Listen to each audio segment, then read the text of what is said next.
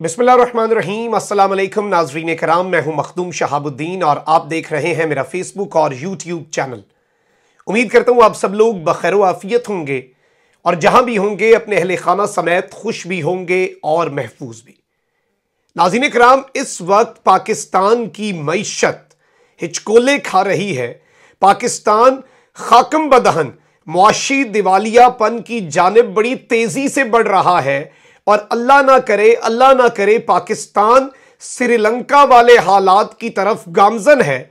और इस सब में अब इंपोर्टेड हुकूमत बिलखुसूस नवाज शरीफ अपनी असलियत पर उतर आया है और इस तरह के कुछ फैसले किए गए हैं जो कि पाकिस्तान की मईशत के लिए जहरे कातिल साबित होने जा रहे हैं।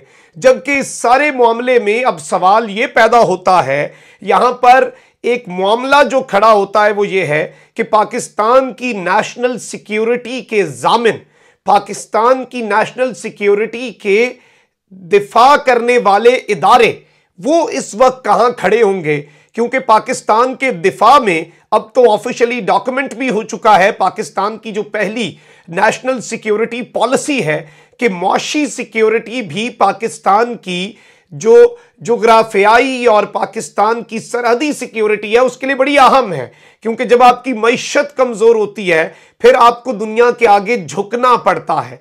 और इस वक्त नवाज शरीफ ने एक ऐसा फैसला कर लिया है जो फैसला कोई भी एक्सपेक्ट नहीं कर रहा था।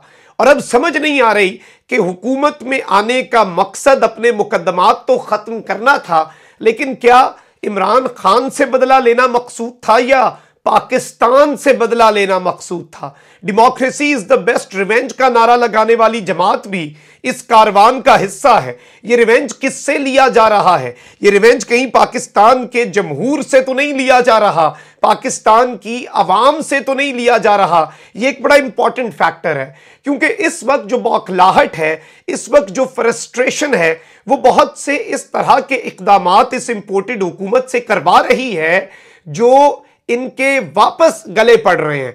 आप पहले दिन से लेकर आज के दिन तक के इनके हर इकदाम को उठाकर देख लें, अलग करके देख लें, एज अ होल देख लें, माइक्रो लेवल पर देख लें, मैक्रो लेवल पर स्टडी कर लें, उसके आफ्टर इफेक्ट्स, उसके बाद पब्लिक का नैरेटिव, आवाम में क्या चल रहा है, ये सब कुछ जब आप इसके ऊपर रिसर्च करेंगे आपको पता चलेगा कि इन्होंने कुछ ठीक भी करने की कोशिश की तो वो इनके गले पड़ा, और अगर इन्होंने कुछ खराब करने की कोशिश की वो तो वापस इनके इतने गले पड़ा कि ये सोच नहीं पा रहे। और इस वक्त पाकिस्तान के मुक्तदर हल्के ये जो इन्होंने फैसला किया है पाकिस्तान की मईशत का बेड़ा गर्क करने का, पाकिस्तान की मईशत का जनाजा निकालने का, कि अगर मैं नहीं तो कोई भी नहीं। क्योंकि एक चीज मैं आपको बता दूं कि लंदन के इजलास में एक चीज पता चल चुकी है और ये फैसला कर चुके हैं आपस में बैठ के कि आज इलेक्शन कराएंगे, इमरान खान क्लीन स्वीप करेगा। 6 महीने बाद इलेक्शन करवाएंगे, इमरान खान क्लीन स्वीप करेगा। सवे साल बाद इलेक्शन करेंगे, इमरान खान 2/3 मेजॉरिटी लेगा। अगर हमने मैक्सिमम भी अवाम को रिलीफ दिया, और वो रिलीफ देना भी कोई इतना ज्यादा प्रैक्टिकल नजर नहीं आ रहा, वो रिलीफ भी ये कहां से देंगे। अब जो पेट्रोल की सब्सिडी है, कल मरियम औरंगजेब ने कह दिया इमरान खान ने गैर कानूनी सब्सिडी दी हुई थी।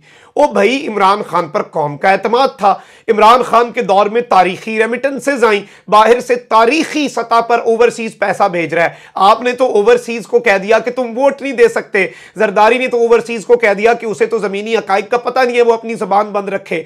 आपके तो FIA ने ओवरसीज को कह दिया कि हम तुम्हें इंटरपोल के जरिए गिरफ्तार करवा के लाएंगे, तुम इंपोर्टेड हुकूमत नामंजूर की ट्वीटें करवाते हो। इमरान खान ओवरसीज की आवाज बना और 99% ओवरसीज पाकिस्तानी उसे सपोर्ट करता है। दूसरा, टैक्स कलेक्शन बढ़ी। अब जब टैक्स आपके पास इजाफी आया, उसी पैसे को अवाम को रिलीफ देने पर लगा दिया। गैर कानूनी ये कहां से हो गया?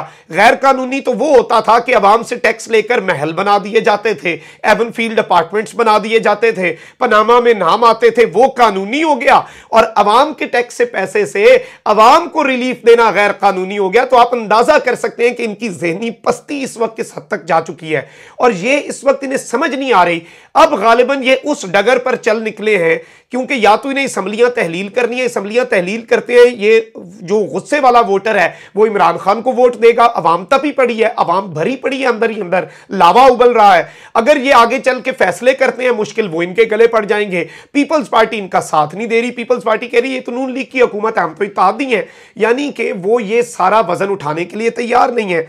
और इस सारे के सारे मामले में मारूफ कारोबारी शख्सियत, अब आप देख लें कि उन्होंने भी कह दिया है कि आपको पेट्रोलियम की कीमतें बढ़ानी पड़ेंगी, क्योंकि अगर ना रहेगा, वो यही बात है ना कि अगर बांस ही नहीं है तो बांसुरी कहां से बजेगी। अगर उन्हें पेट्रोल की कीमतों के इजाफे से थोड़े से मसाइल हैं, अगर इजाफा नहीं होता तो सबको नजर आ रहा है पाकिस्तान मुआशी दिवालियापन की तरफ जाएगा। और उससे भी बड़ी चीज यह है, सिर्फ पेट्रोल की कीमतों की बात नहीं है। अब आप कहेंगे कि ये तो फिर इमरान खान पर आ जाती है बात। देखें जी, IMF मदद को नहीं कर रहा, सऊदी अरब गए खाली हाथ आए, UAE गए कोई पैकेज नहीं मिला, अभी फिर UAE गए हैं सदर की ताजियत के लिए, वहां पर भी कोई पैकेज नहीं मिला, फिर से पैकेज नहीं मिला, मुबारकबादें दे रहे हैं, ये कर रहे हैं, ट्वीटें कर रहे हैं, अरबी में ट्वीटें कर रहे हैं। चाइना जो है वो घास खास नहीं डाल रहा, और शहबाज शरीफ का चाइना का दौरा करवाना था, वहां पर एक सिक्योरिटी डायलॉग था और इन्होंने यहां से कहा, और ये हमारे लिए कितनी शर्म की बात है कि चाइना जैसा दोस्त यहां से कहा कि आप उस डायलॉग में इन्हें बुला लें और उसे बायलेटरल विजिट कर लें। चाइना ने ना उसका हाँ में जवाब दिया, ना उसका ना में जवाब दिया,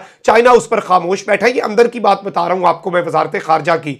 अच्छा, अब इस सारे के सारे मामले में मैं आपको यह बता दूं कि अवाम का गम जो है वो गुस्से में बदलता जा रहा है और पाकिस्तान की मईशत हर दिन ब दिन मईशत जो है उसके हालात अब खतरनाक होते जा रहे हैं और फैसला साजी मुंजमद है। और मिफ्ताह शहबाज शरीफ को देख रहा है, शहबाज इसहाक डार को देख रहा है, डार नवाज शरीफ की तरफ देख रहा है, नवाज शरीफ जरदारी की तरफ देख रहा है और जरदारी पता नहीं किसे देख रहा है। तो ये असद उमर साहब ने बड़े मजे का ट्वीट किया कि ये पाकिस्तान की मईशत है और पाकिस्तान में 2 वज़राए आज़म, 2 वज़ीर आज़म हाउस, एक एवन फील्ड और एक पाकिस्तान इस्लामाबाद में, और 2 वज़राए खारजा हैं और अवाम का गम अब गुस्से में बदलता जा रहा है और वक्त खत्म होता जा रहा है। और जाहिर बात है ये मैसेज उन्होंने किसे दिया है? ये मैसेज उन इदारों को दिया है और इमरान खान ये बात अब करना शुरू हो चुके हैं कि नेशनल सिक्योरिटी में इकोनॉमिक सिक्योरिटी भी आती है। जो नेशनल सिक्योरिटी के जामिन इदारे हैं उन्हें इसे भी देखना होगा। और मैंने और शौकत तरीन ने जाकर उन्हें बताया जो खुद को न्यूट्रल कहते हैं कि ये तो मुल्क का बेड़ा गर्क हो जाएगा, लेकिन उन्होंने भी इस साजिश को नाकाम नहीं बनाया, अलबत्ता वो इसे नाकाम बना सकते थे। प्रेशर बिल्डअप हो रहा है और मईशत को लेकर प्रेशर बिल्डअप इमरान खान क्यों कर रहा है ये भी अब आप समझ जाएंगे। जबकि मैं आपको यह बता दूं कि पेट्रोल और डीजल की कीमत बढ़ाई जाए या नहीं, इसमें नून लीग की क़यादत तो तकसीम है, जबकि शहबाज शरीफ हुकूमत मखमसे का इस वक्त शिकार नजर आ रही है और इनके जो इत्तेहादी हैं वो भी पता नहीं अजीब सी किसी सूरत हाल के अंदर है।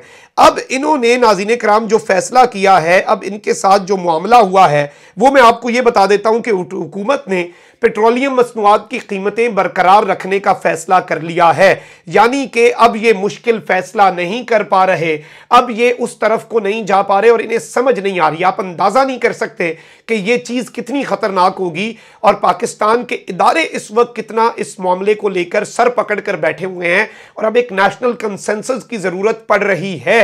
और उस नेशनल कंसेंसस में ये हुकूमत मुश्किल फैसले नहीं कर पाएगी क्योंकि ये इतना डर चुके हैं अवाम के गैज़ और गज़ब से, लेकिन इन्हें ये नहीं पता कि अगर इन्होंने ये मुश्किल फैसले ना किए, इमरान खान करता था मुश्किल फैसले, इमरान खान बताता था कि दुनिया भर में वबा आई है, दुनिया भर में कीमतें ऊपर गई हैं, मैं इसलिए मुश्किल फैसला कर रहा हूं। उस पर आप लामतान भी करते थे, लेकिन वो लीडर की तरह डट जाता था, वो स्टैंड लेता था। जब उसने पेट्रोल की कीमतें बढ़ाई, जब उसने कम कर सकता था कम कर दी। लेकिन ये वो जो एक लीडर के फैसले होते हैं वो नहीं कर पा रहे क्योंकि इस वक्त ये मखमसे का शिकार हैं, डिवाइडेड हैं, फ्रस्ट्रेटेड हैं, डरे हुए हैं और सहमे हुए हैं, कोने में दुबके बैठे हैं कि पता नहीं हमारे साथ ये अवाम करेगी क्या।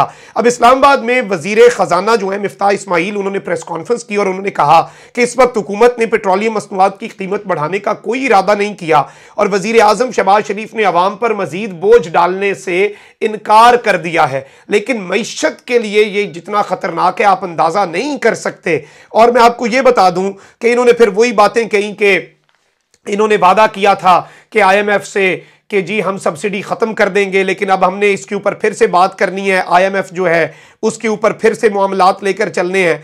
लेकिन अब मैं आपको यहाँ पर कुछ चीज़ें आपके सामने बड़ी वाज़े तौर पर रख दूँ जिनसे आपके सामने भी मंजरनामा वाज़े हो जाएगा कि असल में ये सूरत हाल अब क्या होने जा रही है। जनरल बाजवा, पाकिस्तान के डीजीआईसी जनरल नदीम अंजुम, तमाम तर लीडरशिप को अब स्टेप इन करना पड़ेगा, क्योंकि पाकिस्तान की मैशत, even chief justice of Pakistan, I am not just asking the military to intervene, ये कोई गैर जमहूरी बात नहीं, सारे स्टेक होल्डर्स को आना पड़ेगा, आपके हाई कोर्ट्स के जस्टिस को बैठना पड़ेगा, और पाकिस्तान में कबल अज वक्त इंतखाबात ही अब वाहिद हल नजर आ रहे हैं, क्योंकि इनसे तो अब पाकिस्तान का कोई फैसला होने से रहा। अपना बहुत ख्याल रखें, कमेंट सेक्शन में राय का इजहार जरूर करें। अल्लाह निगहबान, पाकिस्तान जिंदाबाद।